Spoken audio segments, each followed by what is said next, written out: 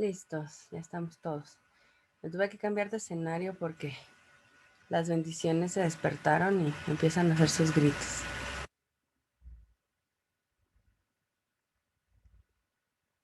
Ok, en 1940, obviamente ya estaba en el poder Ávila Camacho.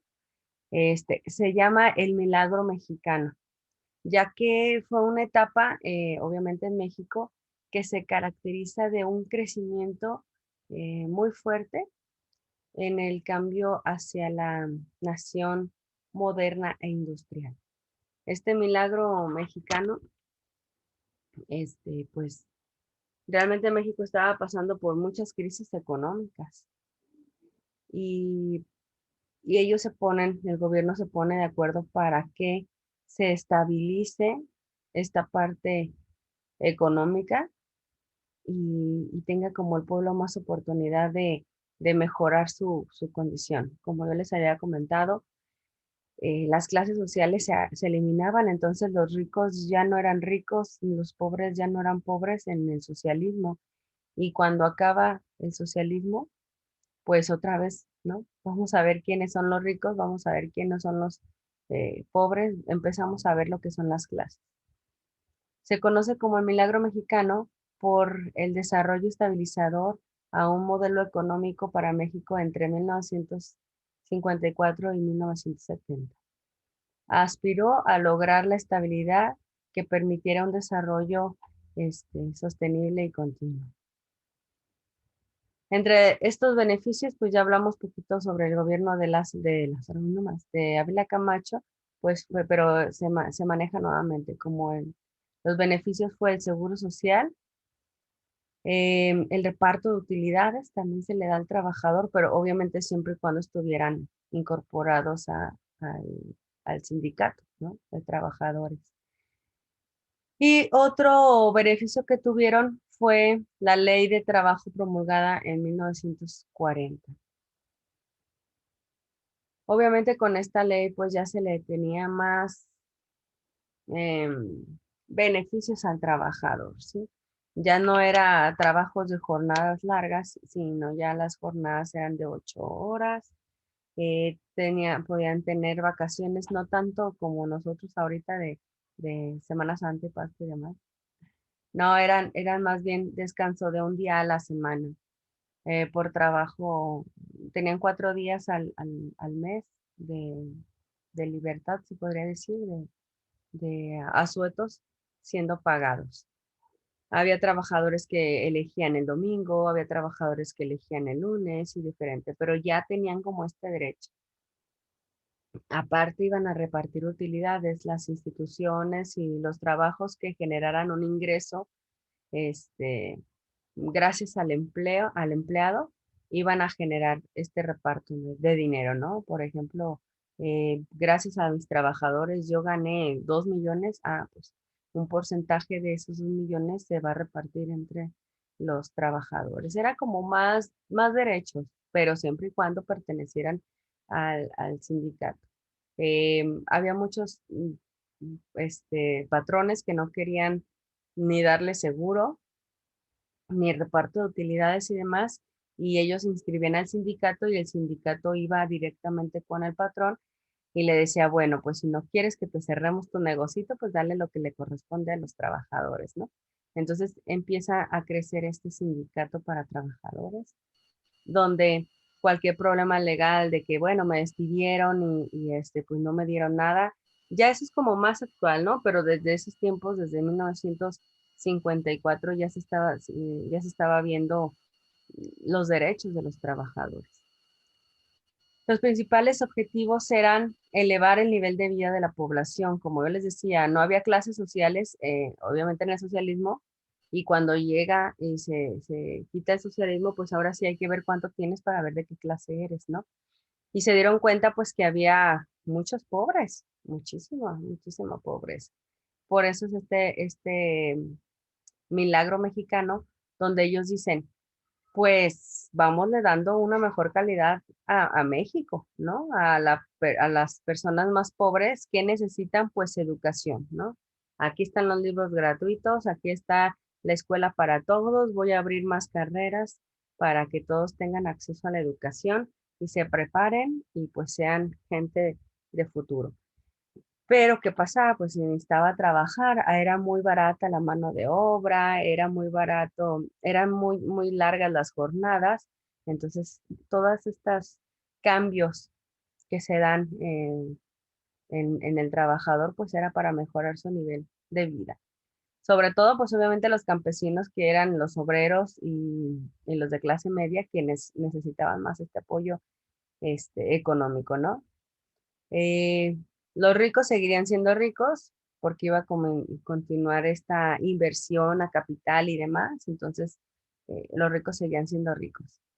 Aceleran el programa de diversificación de actividades productivas en la economía, donde le dan como un trabajador que hacía tres cosas, solamente le dan una área de trabajo enfocada, contratan más personal para que vayan, se dediquen solamente a su área. Por ejemplo, en una fábrica, el mismo que producía, se pasaba al área de empaque y luego al área de repartición, ¿sí me voy a entender?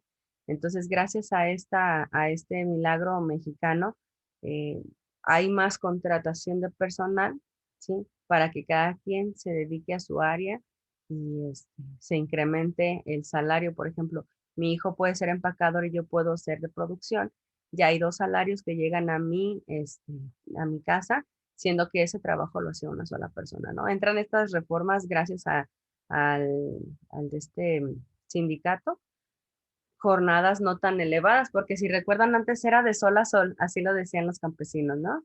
Salía el sol y ya estaban trabajando y se acababa el sol y ya estaban terminando de trabajar, pues eran jornadas muy largas de trabajo. Se reduce a 8 horas con el mismo salario. Otro de los principales objetivos fue avanzar el proceso de la industrialización, dando preferencia a las industrias básicas. México empieza a hacer negociaciones, tratado de libre comercio, empieza a negociar con otros países. ¿Para qué? Para que vengan aquí e inviertan en México, empresas pues de otro índole, ¿no? Se abre esta parte de la industrialización donde se abren más fábricas, donde ya hay más tecnología, donde México se ve como ese prosperar de México, ¿no? Y pues el objetivo era avanzar como país.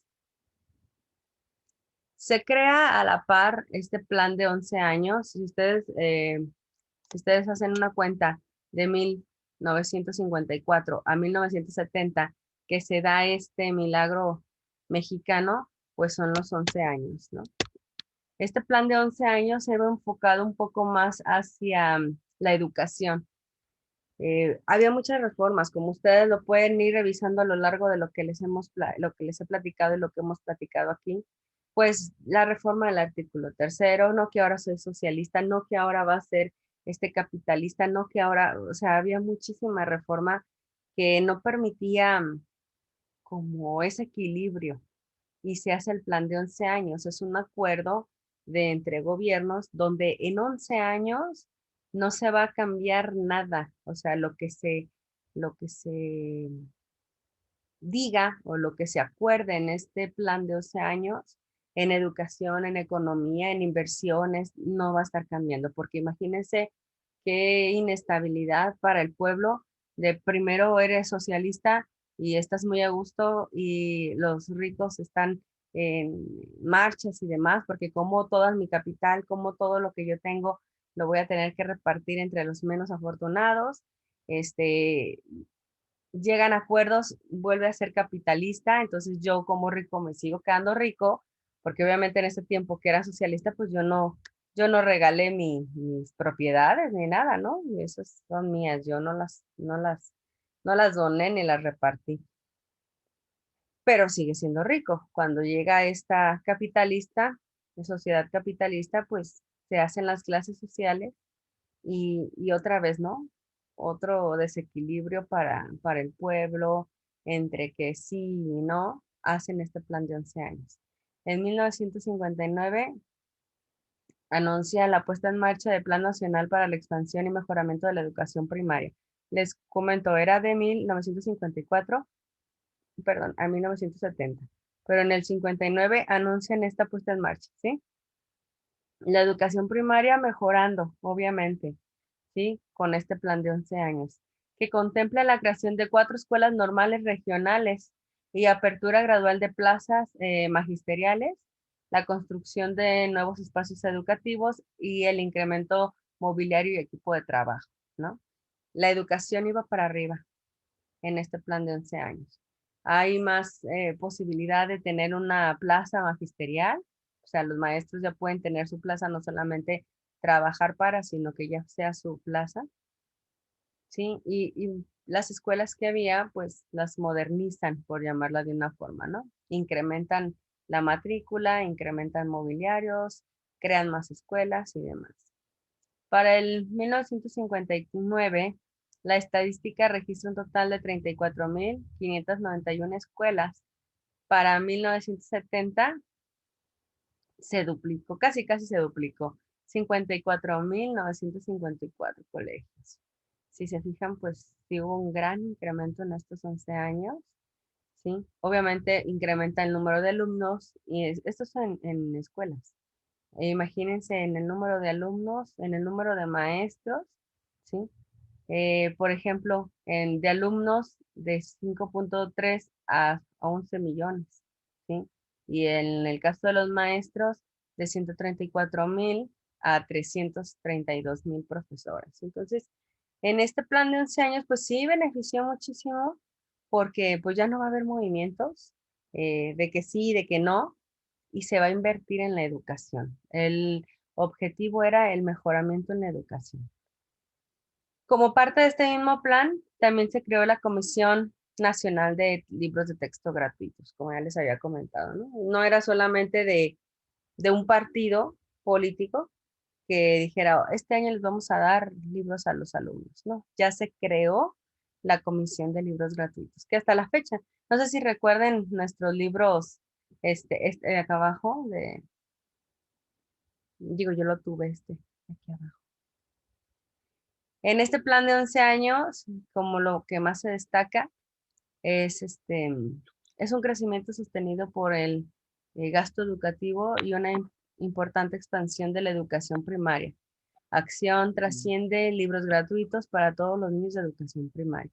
Y ahí pueden ver ustedes, él es Adolfo López Mateos, ya en 1970, dando los libros gratuitos, ¿no? Qué bonitos libros. Aún recuerdo los libros. Este plan de 11 años también dice que igual seguimos con Torres Bodet, que era el Plan Nacional para la Expansión del Mejoramiento de la Educación, nuevos planes y programas de la educación primaria, fortalecimiento de los programas de formación de profesores y elaboración y distribución de los textos gratuitos. Esas eran como las noticias de antes, ¿no? Se las comparto.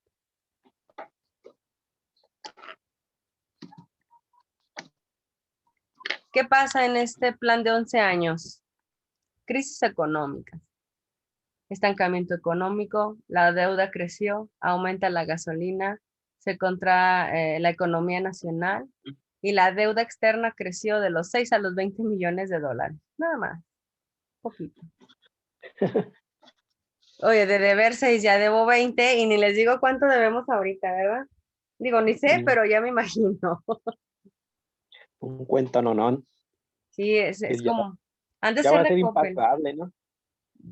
Dicen que hasta nuestros nietos, o sea, que todavía generaciones de nuestros nietos y Van a seguir con la deuda. van a seguir con la deuda.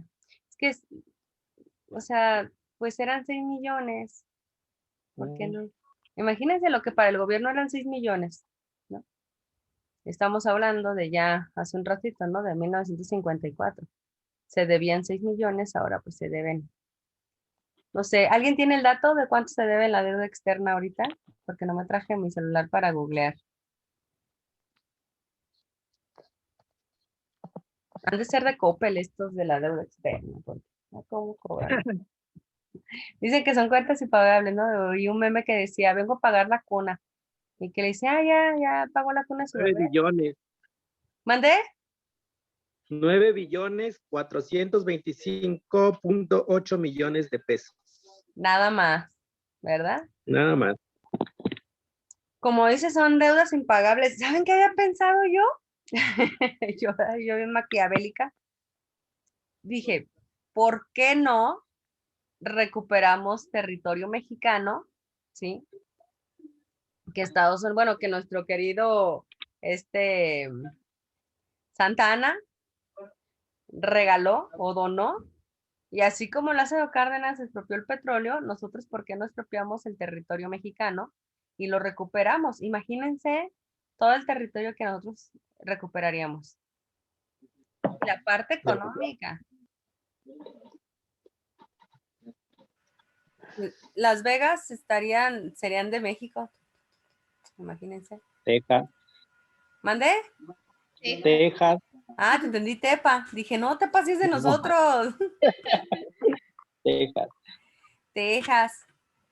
Y luego ya, obviamente, Estados Unidos va a querer entrar en guerra con México, ¿verdad? Porque cómo me estás quitando tanto territorio, porque Estados Unidos se quedaría súper pequeñísimo, ¿no?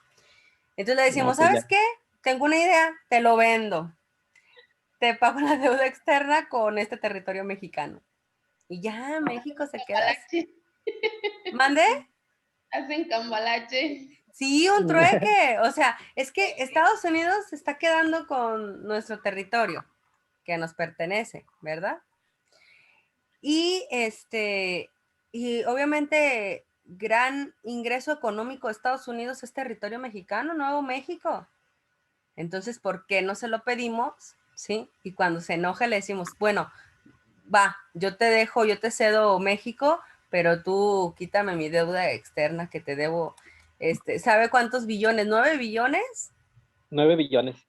Ay, nada más. Mira, 9 debíamos, millones y medio ya. de- De 6 debíamos, millones. debíamos 6 millones en el 54, Dios mío, ve, ya 20 millones. Yo creo que aquí, en esta parte de la crisis económica, fue cuando, imagínense, o sea, se triplicó más. O sea, de deber 6 ya debo 20, ya es como cuando se te hace impagable la cuenta, pero para el gobierno que son 6 millones. Pero bueno, es lo que gana en un día ahorita. Bueno, estoy entre quitarle nuestro territorio mexicano a Estados Unidos y recuperar el penacho de Moctezuma que lo tienen los españoles. Esos son mis dos. ¿Mandé? ¿No lo tiene Austria? Yo supe que lo tenían los españoles. ¿Cómo que Austria ya lo tiene? ¿Lo tienen los españoles? Sí, no, a ver, busque, googlea. Luis, tú eres buenísimo para eso. ¿Dónde está el penacho de Moctezuma? Porque yo le voy a declarar la guerra a España y ahora resulta que no. En Viena. ¿Dónde está? En Viena. Ok. Dice que está en el Museo Etnología de Viena.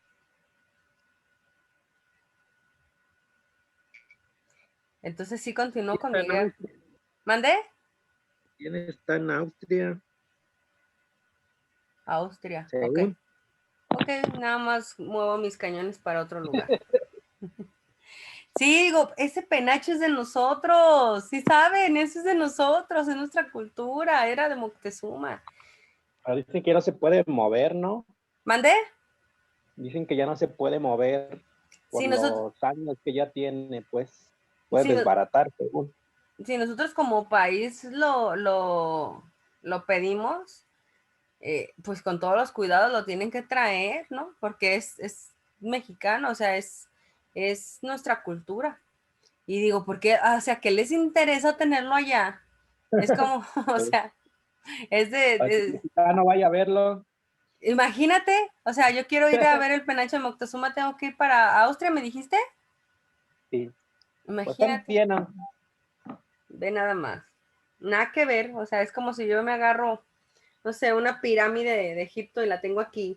Y vengan a verla acá, pues no, o sea, me corresponde.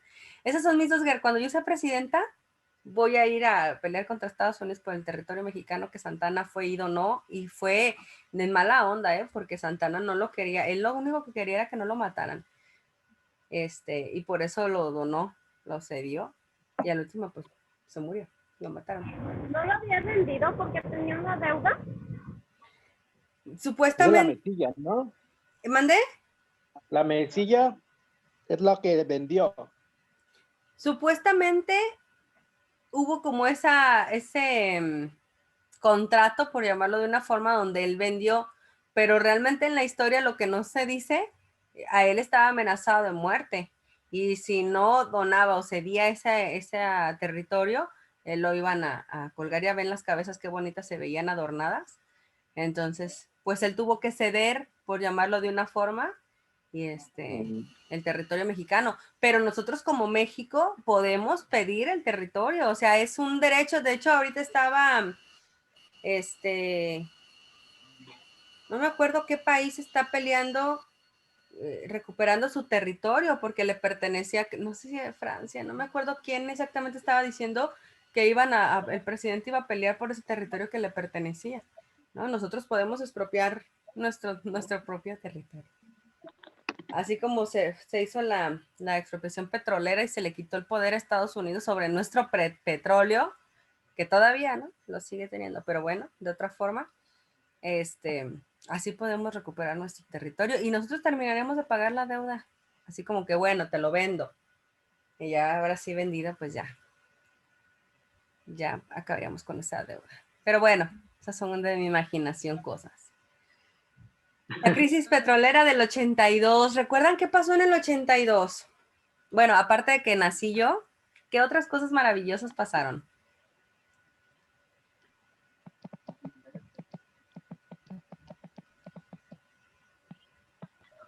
A ver, yo todavía no nacía. ¿No recuerdan la devaluación que hubo aquí? Ah, sí. Se le quitaron los... ¿Cuántos ceros? Eso ya fue como en el 90 y tantos, ¿no? Que le quitaron 3 ceros a la ¿Peso? moneda. Que nos A ver. quedamos en un peso. Pero en el 82 hubo una devaluación en México donde pues todo perdió, las cosas perdieron muchísimo valor. Digo, gracias a esta parte, a ver, déjenme admito a Enrique. Gracias a esta crisis económica, la devaluación del dólar del 400%, de 22 pesos a 70 pesos. Imagínense nada más, nuestra deudita nada más se subió tantito. Pues ahí está. Exacto, o sea, en esta parte de la devaluación es donde se da uno cuenta pues cómo se incrementan las deudas, ¿no? Llamado el lunes negro, porque todos los valores del mundo se desplomaron en un intervalo muy breve. O sea, fue una crisis económica horrible aquí en México. De hecho, muchos lugares pues se fueron a buscar futuro en otros lados, ¿no? Por ejemplo, si yo le debía 5 pesos al banco, con esta devaluación, como se manejaba en PIB, ya no le debía 5 pesos al banco, yo ya le debía 50,000 pesos al banco. Entonces eran cuentas impagables, por llamarlos de una forma, ¿no? Gracias a esta crisis les voy a platicar. Mis papás tenían una casita allá por Tonala, chiquita, un departamento pequeño, muy pequeño era el departamento. A mi mamá se le ocurre vender porque dice, pues a ella le costó en ese tiempo como 1,000,000 de pesos, ¿no? Cuando eran los millones. Entonces dice, bueno, pues voy a vender y voy a buscar dónde comprar. Entonces ella vende y como lo dice aquí, fue un intervalo de tiempo muy breve, de meses. Ella vende y vendió pues en 1,000,000, ¿no? Llega la devaluación en el 87, llega la devaluación y su casa, que ella vendió, de 1 millón, se va, por ejemplo, el valor de esa casa es 16 millones ya. Entonces así como que, a ver, ¿dónde está la parte de que ya me perdí, no? Pues con decirles, ella vendió un departamento pequeño porque a ella le costó 1 millón de pesos, ella fue, lo pagó y se quedó con X dinero. Y con eso que le sobró, ella pudo comprar una casa de muchos más metros cuadrados y grande. Hay personas que les funcionó esta devaluación. Hay personas que, como les decía, si su cuenta en el banco debían 10 pesos, con esta crisis, pues se les incrementó a 40,000 pesos, ¿no? Y son las deudas impagables, ¿no? Muchas personas perdieron sus negocios porque sus préstamos eran ya no pagables, ¿no? Gracias a esta crisis. Pues imagínense, de que el dólar valía 22 pesos a subir a 70 pesos, ¿cómo era que afectó la crisis económica?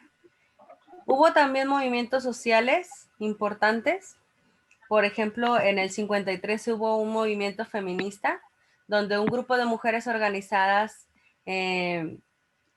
pedían una larga y extenuante cambio social, ¿no? En el 53 logran el derecho al voto a la mujer, igualdad de derechos constitucionalistas, y México fue uno de los países que más se tardó en reconocer este derecho, pero ya en el 53 la mujer ya, si recuerdan antes, no se le daba la educación a todas las mujeres, solamente lo que le daban de educación era para saber como los quehaceres de la casa y demás, y hasta ahí se acababa su educación. Ahora ya, pues ya el voto de la mujer podía ya laborar, gracias a este movimiento en el 53, pues la mujer empieza a tener como esta libertad de, no igualdad, porque en la actualidad tampoco tenemos igualdad, pero ya se le empiezan a abrir como un poquito más de puertas. En el 58, durante el gobierno de Díaz Ordaz, pues obviamente empieza a protestar, ya lo habíamos platicado, sobre que ellos querían estudios en la normal, pero querían pues más mobiliario, que tuvieran un poquito de privilegios en educación, no pedían más de lo que merecían. Y empiezan en el 58, empiezan estos movimientos de como protesta. Déjenme, es que se escuchaba mucho ruido, pero ya. Movimientos estudiantiles desde el 58, pues fue en el 62 donde pues tronó, ¿no? Esta parte, pero fue bajo el mandato de Díaz Ordaz. Estudiantes de la UNAM se organizaban para protestar en contra de la mala calidad de la educación. Meses más tarde se unen otros o alumnos de universidades privadas y públicas para buscar el derecho de estos alumnos, ¿no? Que ya sabemos cómo terminó esta parte, ¿no? En el 88 hubo un fraude electoral por Cuauhtémoc Cárdenas, le quitaron el triunfo, no sé si lo recuerdan. Cuauhtémoc Cárdenas era como, venía del mismo partido que AMLO, el Partido del Trabajo. Sí era el PT, ¿no? De donde venían ellos, donde pues buscaban como una mejora. Bueno, ya el Partido de Trabajo es más como nuevo, pero en el 88 eran como... ¿Alguien va a hablar? Ah, perdón, te escuché. Bueno, hay un fraude electoral donde le quitan el triunfo a Cuauhtémoc Cárdenas. En el 94, el movimiento zapatista surgió el mismo día que el Tratado de Libre Comercio. Otros, a ver, esos son como los movimientos sociales.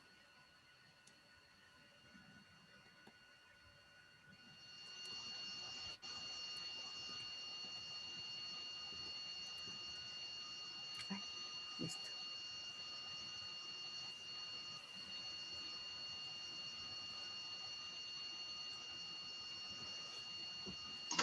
Luis Enrique, ¿nos quieres compartir algo?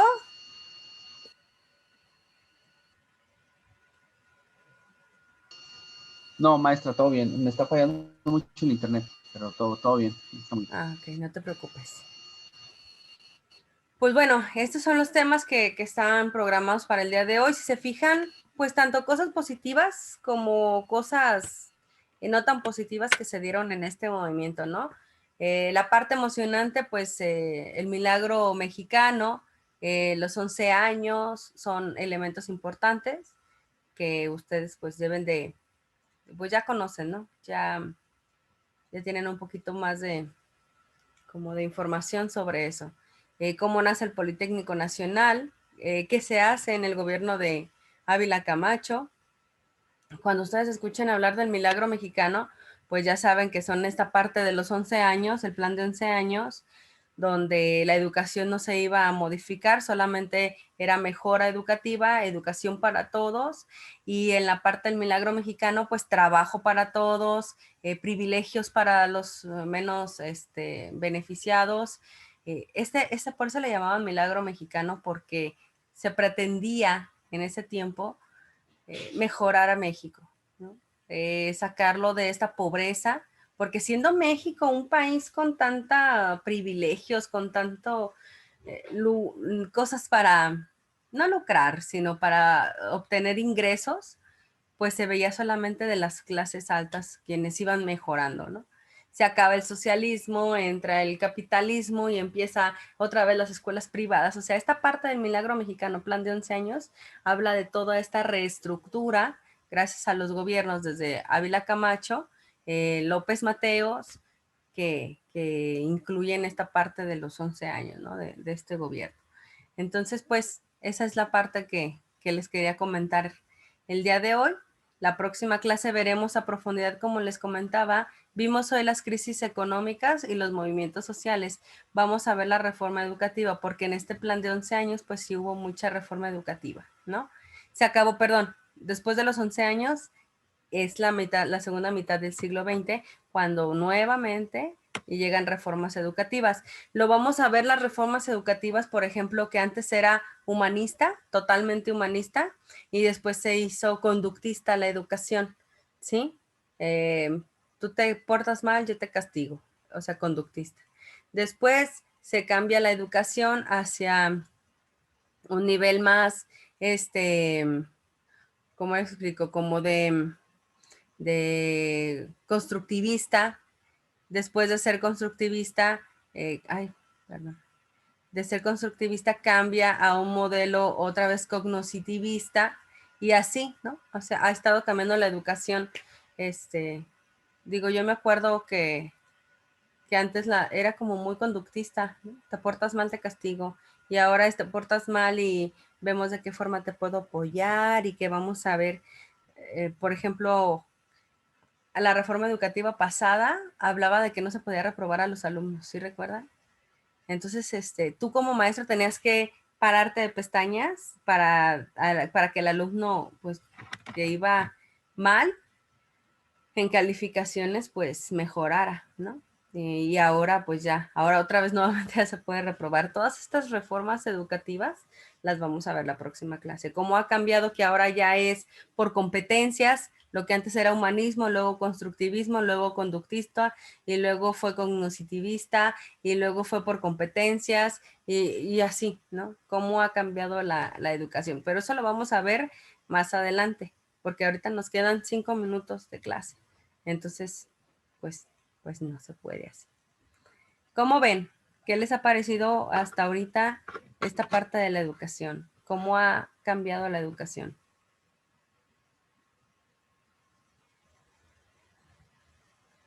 Sara, hoy has estado muy callada, platícame algo. Hoy tengo sueño, me desvelé. Ah, qué bonita, de fiesta. No, la fiesta era en otro lado y fue lo peor que ni siquiera Que te inviten, diles. el No, ruidazo. estaba escuchando. No, y luego estamos aquí en el rancho, todo se escucha bien clarito. Bien. Eso dice, se ha de haber ido. Sí, sí fue, estuvo En el bailando rancho desde su todos se casa. invitan. Pues sí fue. No, me la pasé buscando mi libreta de donde tengo todos mis apuntes porque era la libreta de mi hijo Ujú. y resulta que la quería de vuelta. Y me la Ah, escondió debajo del colchón y no la encontraba. no, pues.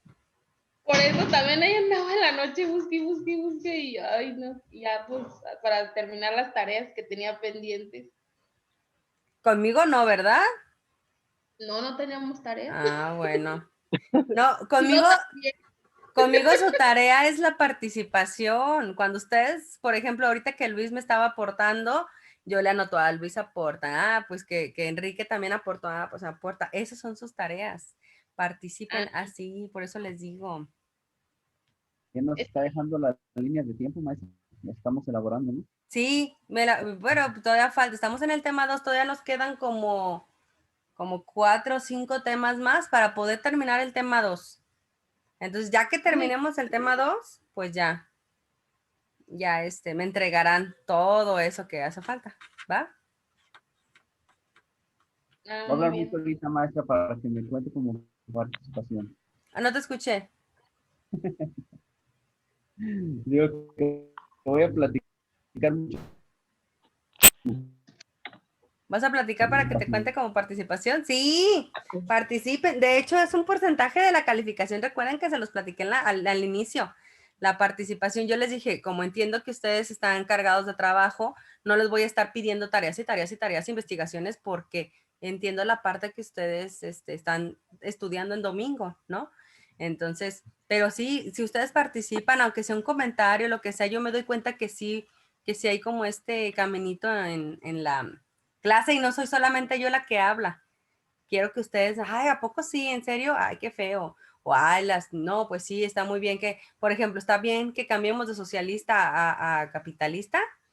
Sí, no, porque yo considero todo eso, sus aportaciones, me dan a mí como el siga de que se va como comprendiendo un poquito más esta parte de la historia.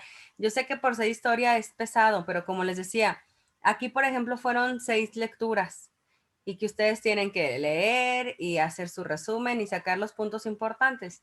Digo, ¿por qué no lo hago yo y se los comparto? Es como más, se me hace como menos tedioso, ¿no? Entonces, esa es la parte que me gusta de la clase, que ustedes escuchan muy padre y comparten, que eso es lo que me gusta, ¿sí? Que aportan y que hablan y todo eso. Eso es lo bonito. Muy bien, maestra. No se sienta sola, ¿verdad, maestra? Sí, porque si no, de Allá por sí, hablando sola. por el internet no puedo tener, por ejemplo, todas las cámaras, bueno, ustedes manejan sus cámaras, pero por ejemplo yo apago y prendo la mía porque se escucha mal mi internet o llega mal la señal. Entonces no los veo, pero al menos los escucho, ¿no? Y ya, ahí estamos en el canal. Nada más prendieron la Yo clase y nomás ya estoy andan esperando haciendo las otras clases cosas. presenciales. Sí, ya, pues no nos dieron fecha para clases presenciales, pero según nuestro gobierno van a ser en este Para el mes a otro fin. ciclo. ¿Perdón? ¿No es para el otro ciclo? No, a Quiero dormir final. una hora más todavía. Sí, todavía nos van Si no, a. eh, nos va a hacer ¿No va a levantar haber más vacaciones en temprano. abril? sí, de Sí, hecho, le comentaba a sus compañeros que nos quedan 6 clases solamente ya para terminar este ciclo, pero pues se atraviesan 2 fines de abril, que es Semana Santa y Semana Pascua. En el calendario que nos mandaron, anularon esas 2 fechas, quiere decir que sí se las van a dar, ¿no? Entonces, contando esas, pues sí nos quedarían más clases, pero quitando vacaciones, porque esas no las contaron, solamente nos quedan 6 clases.